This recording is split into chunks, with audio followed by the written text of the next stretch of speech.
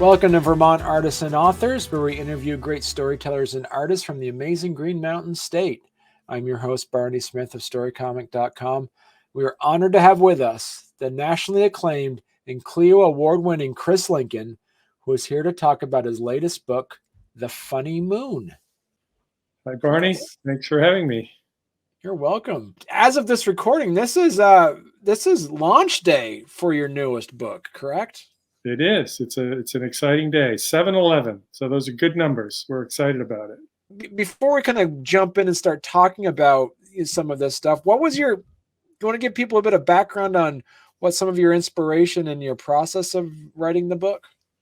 Sure. I'd be happy to. The inspiration was really actually came from my wife, Cece, who for many years, I've written other manuscripts and along different subject matter, but she was always saying, why don't you write something funny? Because you write funny letters, you do funny Christmas cards. I'd like you to do something funny. So she has some sisters down in Charleston, and in the winter, she'll often go to visit them. She grew up in Atlanta, and winter in Vermont can get kind of long. So we go down to Charleston, and one winter she ended up staying a little longer, and her birthday was coming in April, and I decided, I'm going to write this funny story that she wants me to write something funny. So I kind of pounded out a draft really over a couple of months, 2.5 months, and then I was able to present her with that draft on her birthday in mid-April, and then I had to go hide while she read because I can't bear to be in the same room or know what the reaction will be. And so I had to hide and wait. And when I heard some laughter from another room, I thought, okay, I'm on the right track. And when she finished, she had some very helpful suggestions. And as I said, it was a draft, and you always hope that the first draft will be the winner, but we always know it's not. You have to rework things. And she was very helpful, suggesting some reworking. So we collaborated on that. And so it's a story about, you're supposed to write about what you know.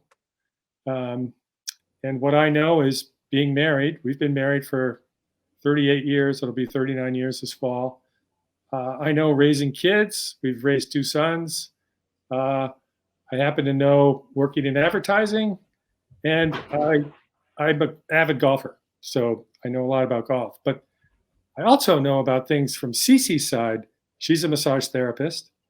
She happens to do energy work. She's built a labyrinth, which is just a stunning piece of artwork on our property. And she also, through her work, does communication. Well, she doesn't do communication with animals, but her sister does. One of her older sisters communicates with animals, and all of her family seems to have the ability to communicate with dead people. So people from the other side. So all of that got integrated into the book. And I think that's some of the more entertaining elements that people will find. So how direct or loose is the comparison between you and your wife and, say, Wally and Claire? Yeah, so everybody's asking that. And I've decided that the answer is it's not a memoir, it's a novel. So while things are maybe based on what we know and what we've experienced, Wally and Claire are not who we are. I think Cece's older brother said it pretty well today. He's been reading an early copy and said, I know it's not you, Cece, but it's your voice. And I know it's not you, Chris, but it's your voice. So, it's about the life we know, but the story is not our story. When you were writing this, how much of this came from imagination and how much of this came from interpretations of things that happen throughout your life or versions of things that happen throughout your marriage and life? Yeah, I would say it's largely imagined. When you're working on a story, there are certain structural elements that you have to keep in mind that the reader expects a story to unfold in a certain fashion.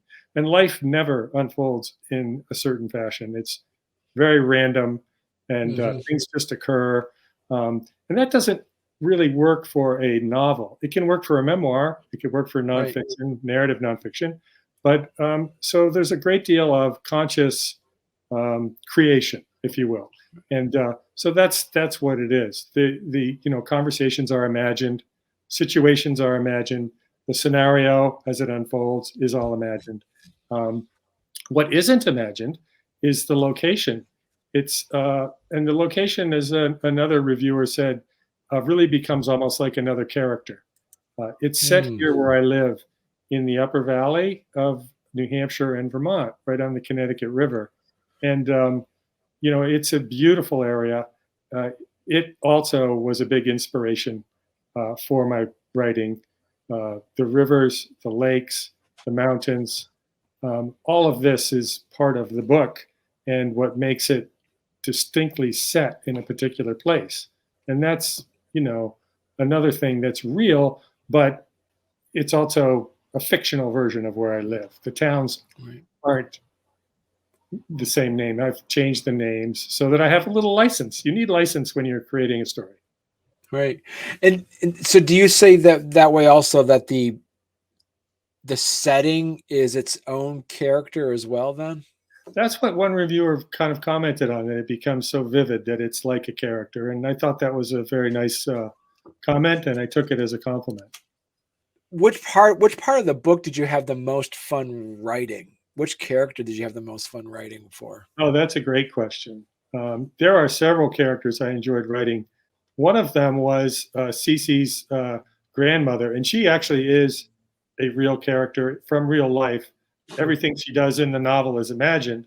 What she says is imagined, but she is truly that person, and she's obviously been gone now for some time, but she was a wonderful character and a writer herself. And I actually call on her as one of my writing guides when I need a little help. So who knows? Maybe she wrote some of her own dialogue.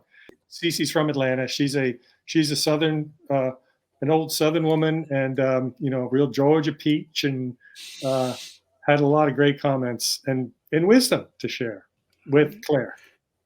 Did at any point as you're writing the draft of this that the characters took it in a direction that you weren't expecting? In places, I think scenes unfolded in ways I didn't expect. And that's always a good thing, because the reader is the reader's always one step ahead of you. And when you don't know what's going to happen, or something surprises you as the author, it's bound to also surprise and keep the reader interested and active. So yeah, I think there were scenes when something would turn in a way that surprised me, but ultimately, that scene's on a disc, on your computer, on a file, and you can go back and rework it as you need to, and should sometimes, for the integrity of the storytelling. But yeah, that would happen, or they'd say something that would be welcome and surprising. But the other character that I really enjoyed writing, and I want to mention, is the dog. And you mentioned there's animal communication. Yeah. The dog was really fun to write, because the dog says exactly what's on his mind, and has a perspective on humanity that I think is interesting and more darkly comic at times. And that was definitely fun. And for Cece's older sister, Gail, who does communicate with these animals, she does actually hear them speak. You and I wouldn't, but it's this sort of telepathic communication. So that was fun, trying to figure out how to set that up and execute that. So when you were originally thinking about writing this book, at what point during your creative process did you say, I need a talking dog in this book? That's a good question. It came pretty early. Okay. Yeah. I mean, the talking dog has been in every draft from the second chapter, or the second or third or fourth. So you have to cut when you're trying to write a story, because you have all this stuff in there you think is wonderful, but it's actually not serving the story. It's serving you and your ego, so you have to get rid of it. Right. And that was a common refrain from Cece over the course of the editing process, which, she shared with me, was get rid of it. I heard that a lot. It became her mantra. That talking dog was there from the get-go. Made the cut the entire time. Wow. Okay. Yeah, well, it got better and better because Right.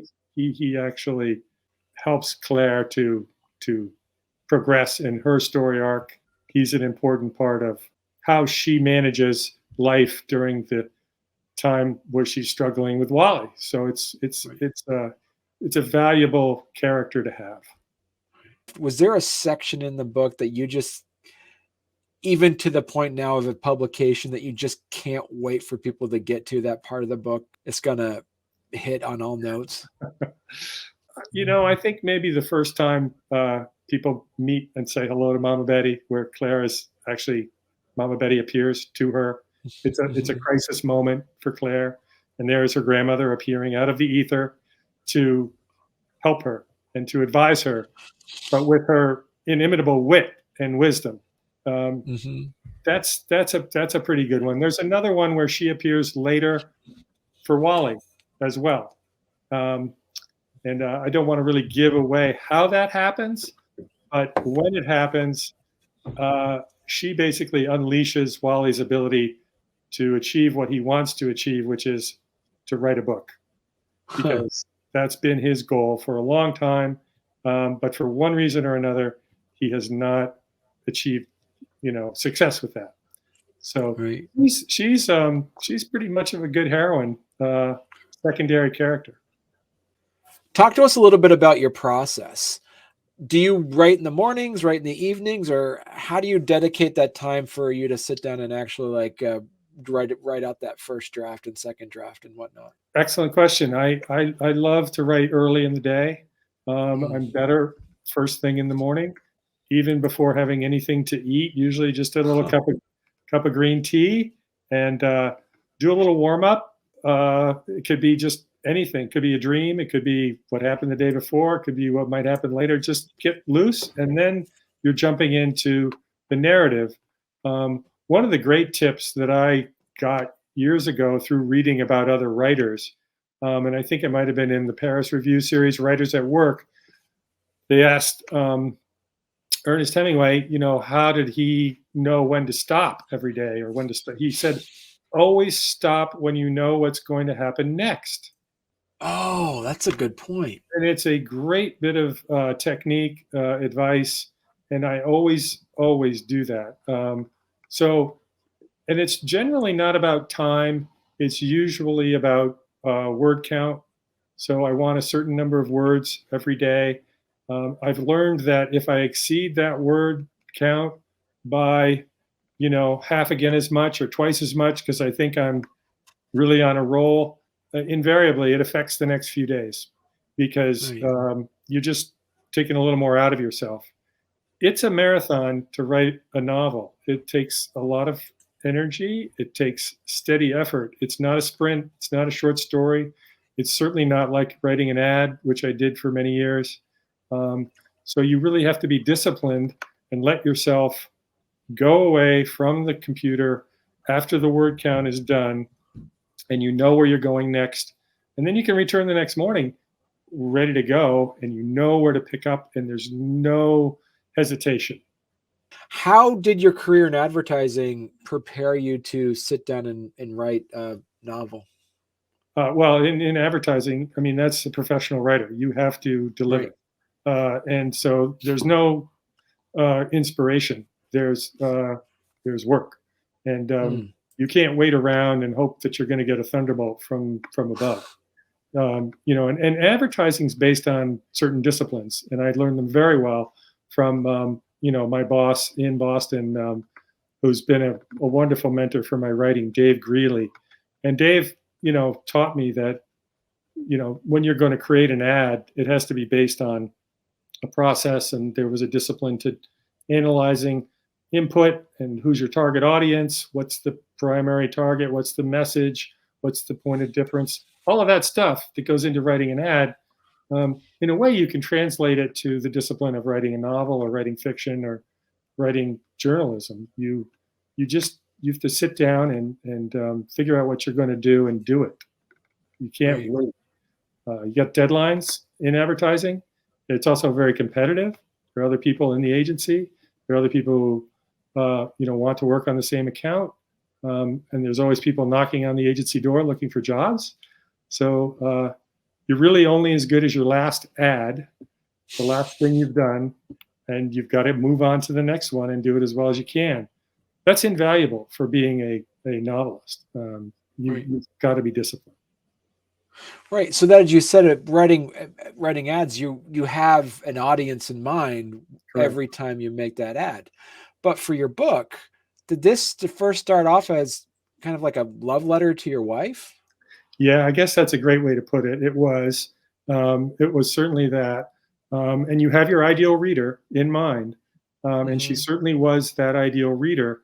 But as I revised the book and worked on it further, that ideal reader grew and spread into others. And, I'm not going to, it's not a literary novel. It has literary qualities. I've gotten some nice praise for how well it's been crafted.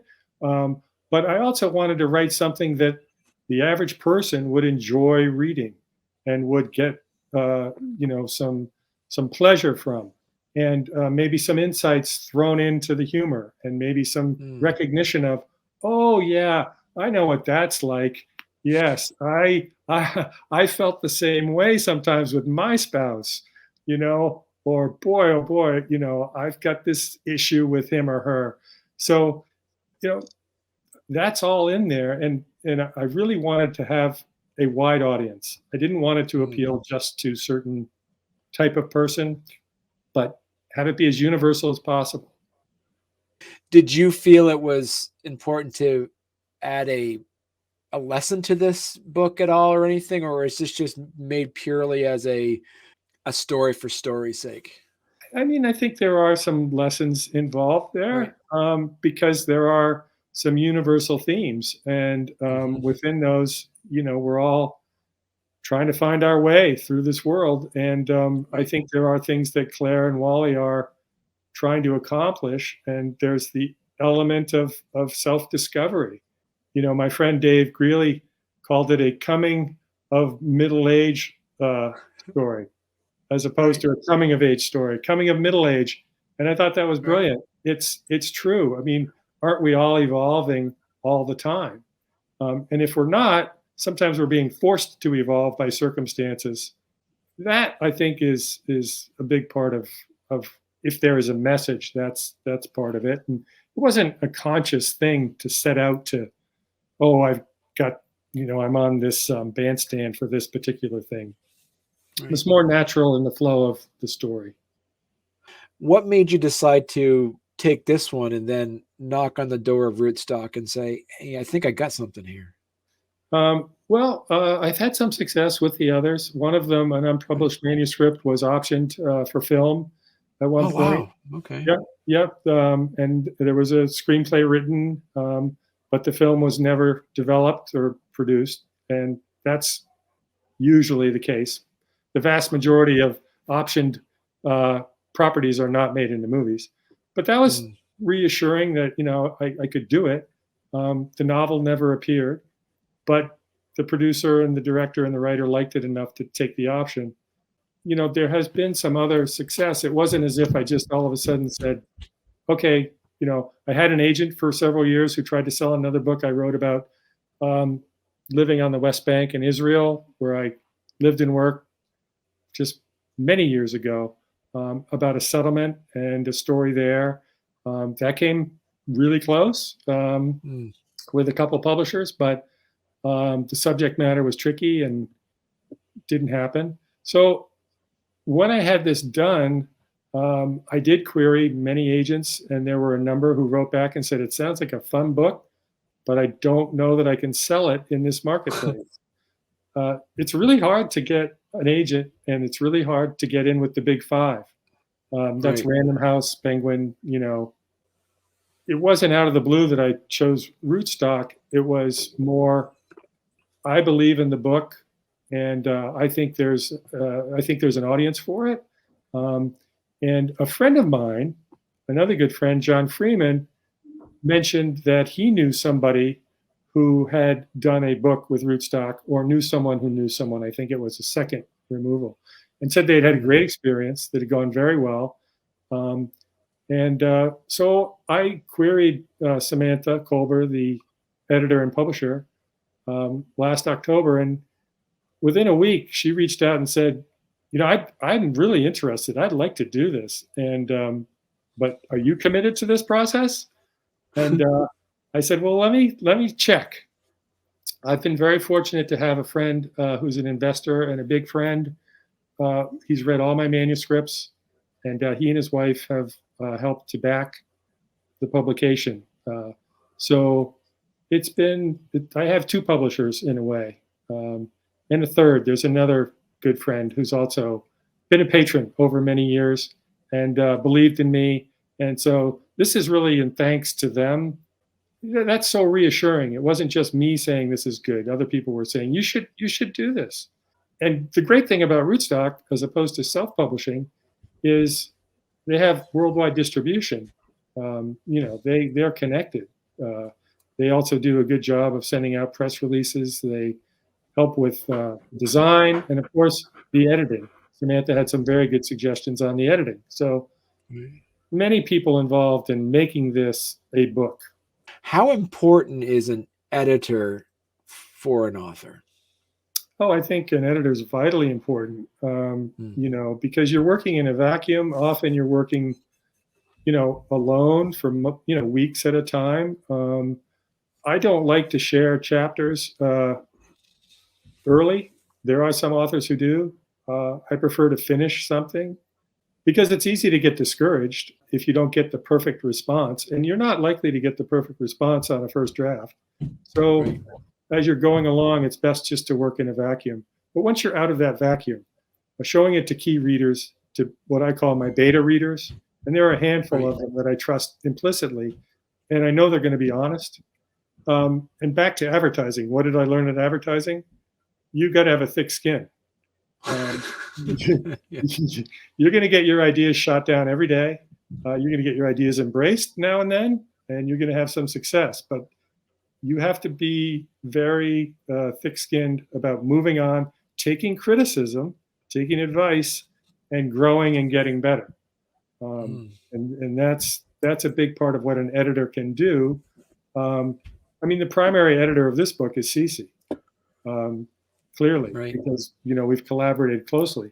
But Samantha came in at a perfect time and had some suggestions for some additions that were really good, and I think put the book up to another level. And without her, you don't have the same book. So editors are very important. If I had an editor to start another project, I think I would discuss it in general terms as opposed to showing pages. Discuss the story, discuss the arc, discuss the characters. Where is it going?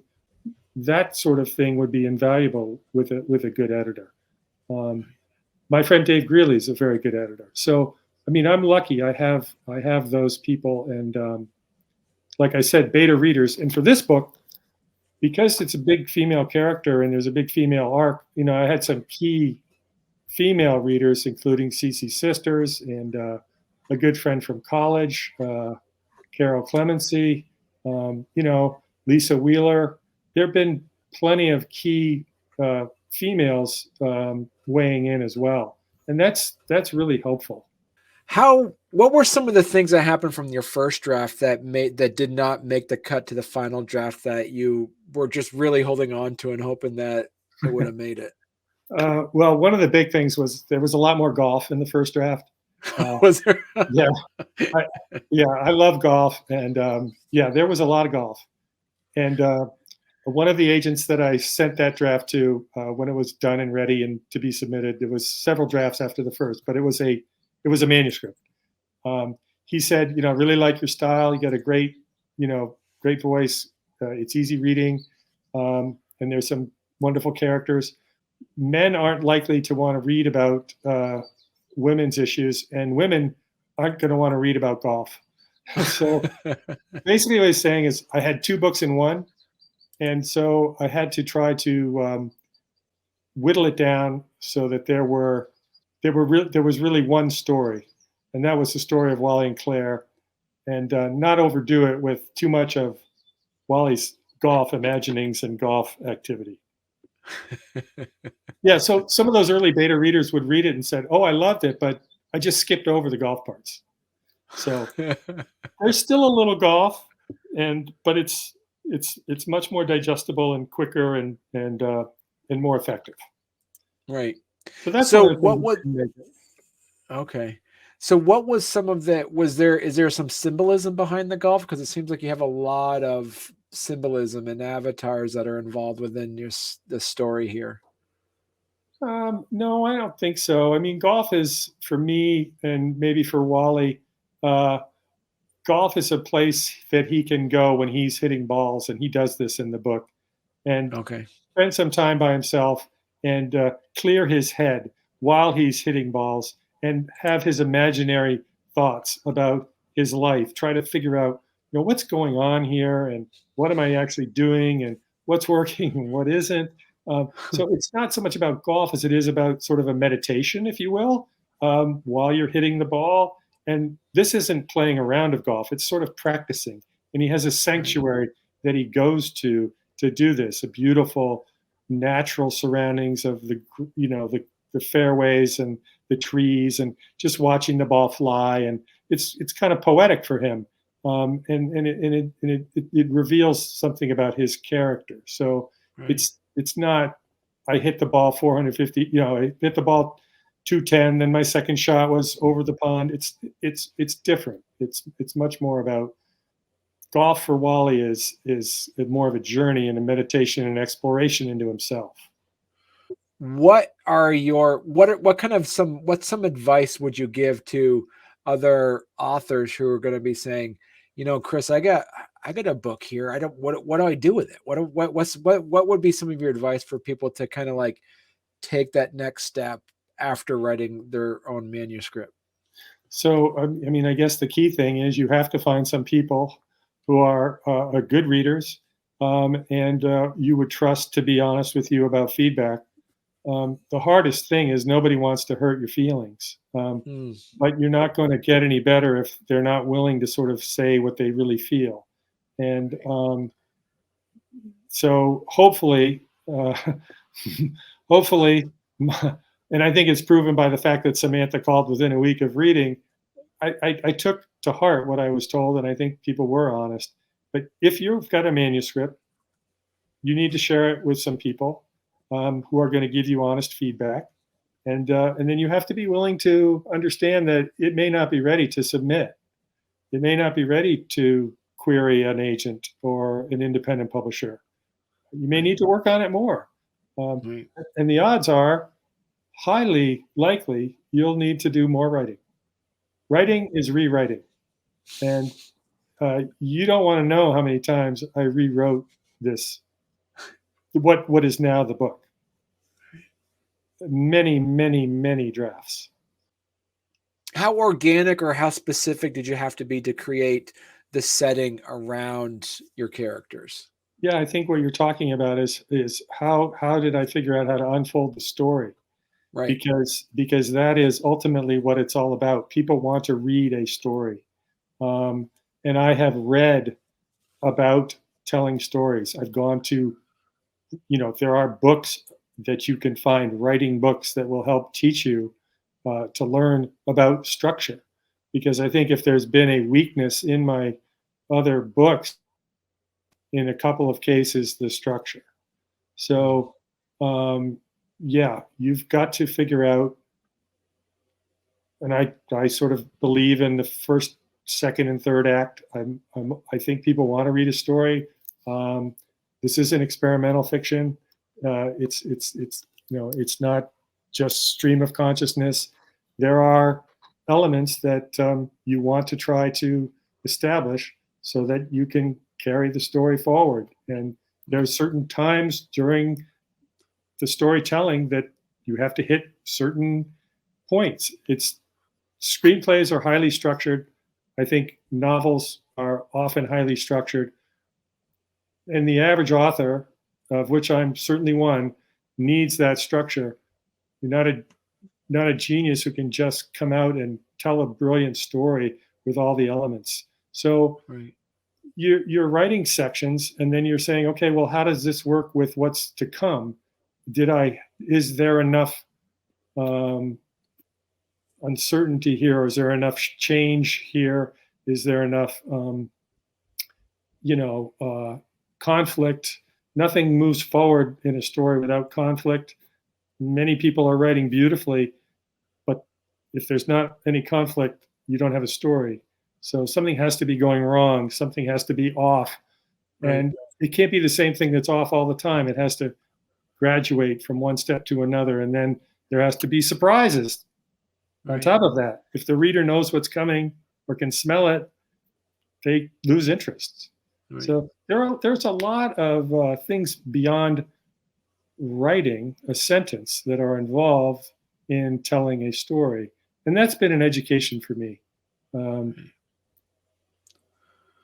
It's like you're like painting a scene with words in a way. Yeah, too. you are, and you're painting, many scenes that build one upon the other, that are creating some tension and interest, and making the reader want to find out what's going to happen next. That's crucial to telling the story, and Right. learning how to do that can take a while. If you're slow at the take up, like I guess I have been. But I think that's one of the big things I've learned with this book is how you have to structure it. Right. And so what are some of those lessons, as you mentioned, there are some other lessons learned that you wished you knew when you wrote your previous manuscripts? Beyond the structure element, it might be the importance of change. There really has to be, your main character has to have a problem, and they have to be trying to focus on that problem or figure it out or solve it, and it has to continue to get more challenging. They've got to have some things that they're not conscious of. Right. Yeah. I mean, we're all, none of us know really what's making ourselves tick at any given moment completely. Right. And so if there's that element in it, then I think you actually have something that's even richer and fuller and more real to human experience. So Right. adding that is important. If people want to learn more about you or learn more about Funny Moon, where's the best place they could go to? Well, you can learn about the Funny Moon at Rootstock site. You can learn about it at my website, which is just up there right now, which is chrislincoln.net. I have a Facebook account. I don't really talk about, that's just to let people know what's happening with the book and reviews. And I've started to do a little bit of Instagram, sharing some photos and some updates. But probably my website would be a good place to go. Okay. I think you're showing the Instagram there. I've got a picture of the labyrinth and the moon rising and some stuff about, a nice review. And This has been fantastic, and really excited that your book came out today, and looking forward to the sequel. Right? Is there going to be a sequel to like the Somber Sun or something like that, or anything? It's a great question. Our younger son, we talked to him over the weekend, and I'd sent him an advanced review copy because he was being demanding that he wanted to see it, while our older son, who's more patient, was like, "Yes, fine, Dad, I'll wait." I talked to Nick, and he was like, "So, is there going to be another?" It's sort of set up at the end that there could be a sequel, and the answer is, if it does well enough, I have many notes for the sequel. Plenty of notes. Then, Chris, you're going to have to come back on when you write your sequel book. Thank you, Barney. I would love that. It's been a pleasure. I appreciate you taking the time and ask such great questions. All right. You're welcome.